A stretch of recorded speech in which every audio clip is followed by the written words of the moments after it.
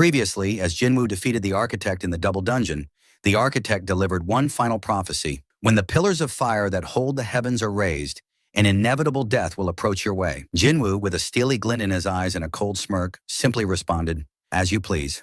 Meanwhile, the association members outside the dungeon were waiting for the hunters to return. They note that it's been an hour since the members of the Hunter Guild went in and begin to worry about what might be happening inside. Soon they see the hunters returning. Judging by their condition, they are shocked that even the elites of the Hunter Guild ended up like that. They wonder what exactly happened in the C-rank gate. Wu Jincheol approached the Bravery Guild members, asking for their help in moving the bodies of the deceased. Stunned, they quickly agreed. Behind them, Jinwoo also exits the gate, thinking to himself that the system architect is now gone, and he still doesn't have all the answers to his questions. After they all make it out, Wu Jincheol tells Jinwoo that around 20 top-ranked elite hunters have died. If this had been a dungeon break, the damage would have been unimaginable. He then asks Jinwoo how he knew there was a double dungeon inside this particular gate. Jinwoo responds that the dungeon summoned him there, explaining he received a message telling him to come. Hunter Wu asks if they can see that message, but Jinwoo says it was something only visible to him. Hearing that, Wu thinks Jinwoo isn't joking, especially since he's not someone to make up stories. Cha Hai-in arrives and checks on Jinwoo, asking how he is. Jinwoo replies that he's fine, but then suddenly collapses. Everyone panics and rushes toward him. The story shifts to Japan, where trucks loaded with mana crystals are being transported to the S-rank gate. Watching this, Hunter Yuri Orlov comments that 200,000 tons of mana crystals should be enough to power the magic circle. He creates a barrier around the gate, saying that it will now gather magic power on its own. Suddenly, Yuri senses something unusual. When asked if everything is all right, he says the barrier is perfect, but he can feel a presence nearby. He calls out to whoever it is to reveal themselves, but no one responds. A man with him asks what kind of person would be bold enough to linger around a site that could experience a dungeon break at any moment. Yuri replies, "I never said it was a person." From atop a nearby building, a mysterious man observes them, commenting that Yuri has good senses. The man's name is Sung Il Hwan. He notes that everything is unfolding according to a predetermined tragedy. As the military surrounds the area, Kana asks Sugimoto why they're deploying troops, even though modern weapons are ineffective against monsters. Sugimoto explains that if Yuri fails, they'll need to stall for time so the first wave of hunters can get ready. Kana realizes the soldiers are merely sacrificial distractions. Sugimoto remarks that as long as they're on the front lines, they're not so different. Sugimoto's gaze remained fixed on the gate. He says we're merely witnessing how powerless humans are when faced with such disasters. Meanwhile, Yuri Orlov is confident that if things go well, he can handle the S-rank gate alone. He adds that he'd like to be called the man who cleared an S-rank gate solo, but unfortunately, there's someone else more fitting for that title. He opens a bottle preparing to drink when the man behind him warns that it might not be a good idea. Yuri responds, saying he'll show him the best show he's ever seen. He takes a drink to calm his nerves. He asks how many S-rank hunters are on standby. He's told there are 15, then asks why the US didn't send any S-rank hunters for backup. The man tells him that a new S-rank gate appeared on the east side of Maryland, and other gates also emerged in England and India. As they speak, the gate begins to break. Back in Korea, Jinwoo wakes up in a hospital. He sits up and sees Jinho, who is there to visit him. Jinwoo asks what happened, and Jinho starts crying, telling him he's been unconscious for 3 days. Jinwoo immediately asks about the S-rank gate in Japan. The scene shifts to the day the dungeon break occurred. Giants emerge from the gate, monsters that would normally be the final boss of an A-rank dungeon, and there were many of them. Yuri confidently uses his barrier, powered by mana crystals, to contain them. The monsters try to break out, but the barrier holds. Yuri smiles, thinking that monsters from mere A-rank gates can't breach it. But all of a sudden, his confidence turned into horror as he saw a gigantic monster approaching the barrier. With one swing of its weapon, the creature managed to slice through the barrier with ease. The story then shifts to the present, where Yu Jin-ho is explaining everything to Sung Jin-woo about the recent incidents that occurred while he was unconscious. At Chairman Yu Myung-han wakes up from sleep in his office. He asks his secretary how long he has been asleep. The man replies, 23 hours. They were prepared to take him to the hospital if he didn't wake up after 24 hours, just as he had instructed. The secretary hands him some documents containing information about the person who was cured of eternal slumber. He informs him that the patient is apparently Hunter Sung Jin-woo's mother. Hearing that, Yu Myung-han begins to suspect that Sung Jin-woo might possess the ability to cure eternal slumber. His secretary tells him someone is there to meet him. As the woman enters the room, she looks at his condition and asks how long he has been like this. Back in Japan, we see the aftermath of the dungeon break and how hunter Yuri Orlov was devoured whole by one of the giants. The military tried to stop the creatures, but it was useless, as their weapons had no effect on the monsters from an S-rank gate. Witnessing the devastation, Japan's Hunter Association chairman, Matsumoto Shigeo, orders the remaining S-rank hunters to stop the giants from advancing, and all of them charge toward the monsters. They attempt to blind the giants by targeting their eyes, but the monsters were surprisingly fast and easily dodged their attacks. Hunter Kanai Takeda, in disbelief, wonders how such massive creatures could move so quickly. Meanwhile, back in Korea, Sung Jin-woo watches footage of the battle from his room. He reflects that, at this rate, just like during the Jeju Island raid, the whole of Asia could be in danger. He begins to consider leaving for Japan to deal with the dungeon break personally. But then, from behind, he hears a voice telling him not to go. It's his younger sister, Sung Jin-ah. He asks what she means, and she tells him she knows he's planning to leave. Jin-woo assures her that he's not going anywhere. He says he's been working too hard lately and just plans to rest for a while, telling her not to worry. Later, we see him sitting outside in the park. He summons Beru and asks about the condition of his sister. Beru replies that there is nothing abnormal about her behavior. Jin-woo, however, suspects she may be suffering from trauma. She had never tried to stop him from going on a raid before, except for his very first one 4 years ago. He wonders what he should do. As he's walking, a car stops in front of him. Fast forward, we see him inside the office of the Yujin Construction Guild, where CEO Yu Myung-han greets him and introduces himself. He places a blank check in front of Jin-woo, saying, "I'm not arrogant enough to believe money can't buy anything, especially when I'm speaking to an S-rank hunter. Please consider this a token of my sincerity." Seeing this, Jin-woo suspects whatever he's about to hear must be confidential. It's not something as simple as a guild invitation. He asks, "What do you want to buy from me?"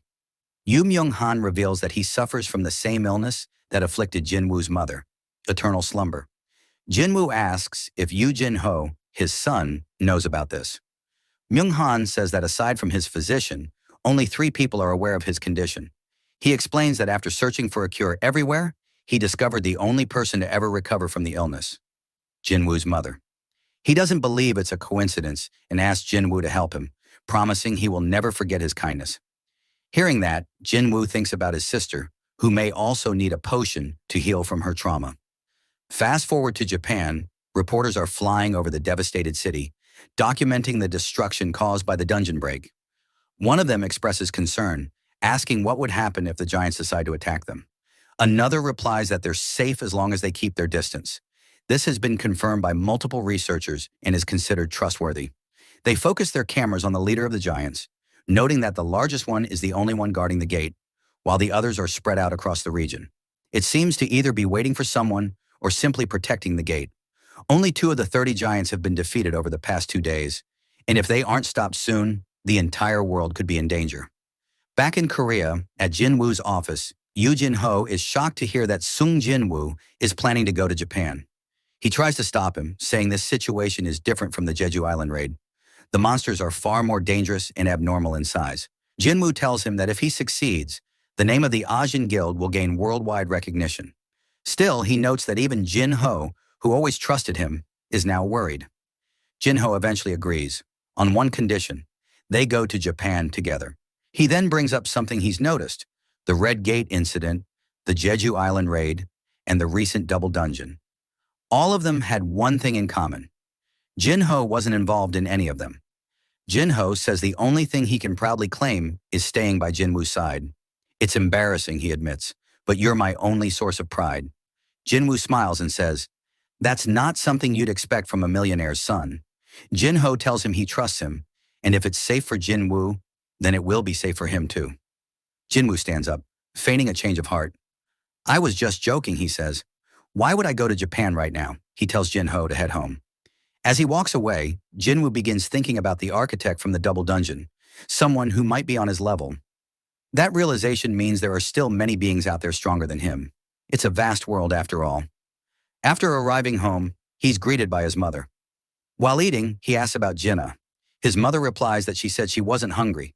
Jin-woo starts to reflect on Yu Myung-han, Jin-ho's father, and how he claimed to suffer from eternal slumber. Jin-woo doesn't truly know what kind of person he is or if he's really afflicted. The remaining holy water of life is limited, so he must use it wisely. Once finished with dinner, Jinwoo tells his mother he's going out for a while. He knows there are people out there stronger than him, but as long as his growth continues, he needs to be on the battlefield to become stronger. Before leaving, he visits Jinna in her room. "We need to talk," he says. Sitting beside her, he wonders where to begin. He confesses that he almost died recently. Turning to her, he sees no reaction. "I'm always in dangerous situations," he explains, "but this time was different. I really thought I'd die. I made it out alive," he continues, "and I'm grateful for every time I come home." He pats her head and promises that this time too he'll return. He thanks her for stopping him from leaving this time. With tears in her eyes, Jinna replies, "You would have left anyway." Jinwoo smiles and responds, "But I'll come back." We fast forward to a press conference held by Chairman Go Gun-hee regarding the dungeon break in Japan. Jinwoo has decided to head there himself to deal with the S-rank gate. At the airport, just as Jinwoo is about to leave, he notices something. Despite his efforts to stop him, Jin-ho has managed to follow him. Realizing there's no other way, Jinwoo reluctantly gives in. Together, they prepare to board the plane and face what lies ahead in Japan. The story shifts to Japan, where the military is trying to rescue survivors from the ongoing disaster. A soldier tells the civilians that there's only room for 3 or 4 more people, urging them not to waste time worrying about those who might not survive, as the giants are approaching. If they stay, they'll all die. He tells them to find cover, but as he looks up, he sees that the giants have already found their location. The soldiers open fire on the monsters, but their weapons prove ineffective. Just as one of the giants reaches toward the survivors, a giant trident pierces its chest, launching it several blocks away. As the lifeless giant lies among the rubble, the soldiers stare in confusion. Then they notice another monster-like figure. This one is protecting them. A man approaches, telling them to evacuate immediately because the area is no longer safe. It's Sung Jinwoo. At that moment, rocks began falling from the building and flying straight toward the citizens. But Jin-ho arrived just in time and shielded them with his large shield. Then, Jin-ho told Jinwoo that he would stay behind and help the survivors escape. Hearing that, Jinwoo prepares to take out all the monsters in the area. Alongside Jima, he charges at the creatures. The giants are no match for Jima's strength, and it takes out multiple enemies with ease. Seeing this, Jinwoo also jumps into the fight and slices one of the giants in 2 with a single swing of his dagger. The scene shifts to the Scavenger Guild in the United States, where some hunters are discussing Jinwoo's actions in Japan. One comments that Lady Selner didn't enhance Jinwoo's powers. Another scoffs, saying that even though he reawakened, every hunter has limits, and Jinwoo will eventually die at that level. They start betting on how long Jinwoo will last in this raid. As they mockingly discuss it, a voice interrupts from behind. Thomas Andre, the Scavenger Guild's guildmaster. He says he'd bet the entire guild building that Jinwoo will survive. Then he warns them to worry more about the S-rank gate that just appeared in their own territory. The dungeon break is tomorrow, and he wonders how many of them will survive that battle. Looking out the window, he remarks that Japan might have been fun, but tomorrow will be entertaining in its own way.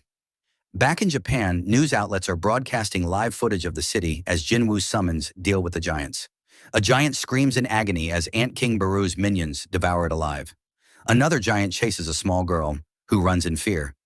Just as the monster is about to catch her, a shadowy figure appears and slices off its hand. It's Igris, saving the child. As the giant reels in pain, it fails to notice Iron charging straight toward it. With a devastating blow to its head, Iron defeats the giant, slamming it into the ground. He proudly stands atop the corpse. Watching this, Igris sighs. Meanwhile, Jinwoo observes everything from afar, and seeing Iron in action, comments that Iron must be excited now that he's upgraded. He's relieved to see him doing a good job. A Japanese soldier then approaches and thanks Jinwoo. Not understanding Japanese, Jinwoo simply gives him a thumbs up and says, "You good, brave soldier." He then asks Jin-ho to help finish the evacuation. After everyone leaves, Jinwoo stands before the corpse of the fallen giant. Using shadow extraction, he prepares to add it to his growing army. Meanwhile, at the Hunter Association headquarters in Japan, officials inform Chairman Matsumoto Shigeo that the city is gradually being reclaimed from the giants. Hearing this, Matsumoto reflects that Goto Ryuji may not have been wrong. He recalls the eyes he saw at the airport. He's seen countless hunters before, but Sung Jinwoo is on another level. Unrivaled. He remembers their first meeting at the airport, when Jinwoo and Yu Jin-ho arrived in Japan. Matsumoto greeted them and explained that the giants were advancing toward Osaka. He requested that Jinwoo focus on defending the city, thinking that even someone as powerful as Jinwoo couldn't possibly take down all the giants alone. While Jinwoo handled defense, Matsumoto planned to negotiate support from other nations. However, to their shock, Jinwoo declined the request. Instead, he boldly declared that he would defeat all of the giants by himself. The scene shifts to Jinwoo, who is contemplating names for his newly extracted shadow soldiers. He decides to keep it simple by numbering them from 1 to 5. As he finishes, Baru appears and informs him that another enemy has been eliminated. Jinwoo names that one number 6. Before moving on, he tells Jinho to rest for now. Jinwoo thinks to himself that things have been relatively easy so far. But this is only the beginning. His shadow soldiers continue sweeping through the country, annihilating the giants. These powerful summons even heal themselves after being defeated, making them nearly unstoppable. However, due to the S-Rank Gates dungeon break, other portals have appeared, releasing lower-tier monsters that are also wreaking havoc. This has made simultaneous evacuation and suppression operations extremely difficult. Fast forward 7 days later, Jinwoo and Jinho are searching for remaining survivors and giants across the city. Eventually, they arrive before the massive leader of the giants, stationed at the gate. Seeing the size and destruction, Jinho sighs and mutters that everything's ruined. Just then, they hear a familiar voice. It's Miss Hoshino Hankawa, the interpreter who previously traveled to Korea with Gotoruji. Jinwoo asks her about the whereabouts of other hunters, but she explains that she's the only one left in Tokyo. The others are either dead or scattered. She adds that the giants have spread out across the country, but thanks to Jinwoo, most have already been annihilated. Now the remaining giants are being dealt with by hunters and Jinwoo's shadow soldiers. Jinwoo says that means only one remains, the giant guarding the gate. Looking around at the devastated city, he's reminded of the demon castle. He begins to wonder, was this destruction a model? Did the system architect design the demon castle to reflect a possible future? But the architect is already dead, and Jinwoo hasn't received any messages or visions since. Perhaps that was his real body. Regardless, Jinwoo resolves to prevent that future from happening. That's why he trained, to wield power unmatched by anyone. Turning to Hankawa, he says they're ready to move out. She informs him the other hunters haven't arrived yet, but Jinwoo assures her that they have. We then see Kino complaining about how annoying this all is, while Minoru tells her to be grateful. They're alive at least. Frustrated, Hankawa vents that Jinwoo and his shadows are pushing forward, dominating giants that Japanese hunters couldn't even approach. It feels like they're only here to clean up the leftovers, which is infuriating. As she speaks, Jinwoo's shadow army begins returning to him, and the area becomes dense with shadows. Finally, Baru appears and kneels before Jinwoo. Jinwoo asks, "Is it done?" and then praises them. He instructs Jinho to escort Hankawa to safety. Once they leave, Jinwoo begins using shadow extraction on the corpses of fallen giants, filling the field with towering shadow versions of the monsters. As his army grows in number and strength, he gives the final order. All soldiers, charge toward the final giant guarding the S-Rank gate. As he gives the signal, all of his summoned shadows rush toward the creature, while Jinwoo chooses to observe the battle from a distance. The giant, sensing the incoming threat, prepares to fight and unleashes a powerful mana wave. Jinwoo is shocked as he watches the giant slice through countless shadow soldiers with ease. Observing the battle, he thinks to himself that the creature possesses incredible strength. It managed to kill 100 with a single swing. He remarks on its overwhelming magic power, even admitting that he felt an urge to flee from the intense and unpleasant pressure it exudes. He reflects that there are only 2 ways to rid oneself of such a feeling: run away and forget it, or eradicate the source entirely. Despite being vastly outnumbered, the giant holds its ground. The shadows can't even get close, and mana-based attacks seem useless. At one point, it casually catches a fireball with its bare hand and continues to tear through the attacking giants. When the insect-type shadows try to swarm its feet, the giant easily crushes them. Baru, enraged by the sight, prepares to join the fight, but Jinwoo stops him, saying it's not time yet. He thinks to himself that he has enough mana and needs to keep pressing until he finds the giant's weakness. He regenerates his fallen shadow soldiers, but even their solid blows do no visible damage. Jinwoo then realizes that the creature's magic power acts like armor wrapped around its body, which is why it's unaffected by physical attacks. However, he remembers it did flinch and block when a fireball nearly struck its face. That gives him a clue. He summons Kaisel and orders his strongest soldiers, Beru and Igris, into battle. Beru uses his incredible speed to dash toward the creature's face, aiming for its eye, but the giant dodges. Meanwhile, Igris, riding Kaisel, attacks from the air with lightning magic. He fires a beam at the creature's face, but it narrowly evades the attack. Jinwoo confirms that the giant's weak spot is its face. Its mana is only protecting the lower body. The creature retaliates by striking Kaisel, forcing the wyvern out of the fight. Just as the giant seems to gain the upper hand, it notices Igris charging straight for its face. The giant blocks the attack, but that momentary distraction is enough. Jinwoo seizes the opportunity and lands a powerful blow, injuring the giant and making it scream in pain. Baru follows up with another assault, keeping the creature distracted long enough for Jinwoo to prepare his next move. He summons all his strongest daggers and, using Ruler's authority, begins attacking the creature's face. From a distance, Jinho and Hanakawa watch in awe. Hanakawa remarks that this no longer looks like a battle between hunters and monsters. It's more like a clash of monsters against monsters. Back in the battle, Jinwoo uses Violent Slash to destroy one of the creature's eyes. As it howls in pain, he signals to Baru, who enters the creature's skull through the eye socket. Jinwoo keeps attacking from the outside while Baru ravages it from within. The giant begins to vomit blood and finally collapses to the ground. A notification appears. You have defeated the enemy. The episode ends here.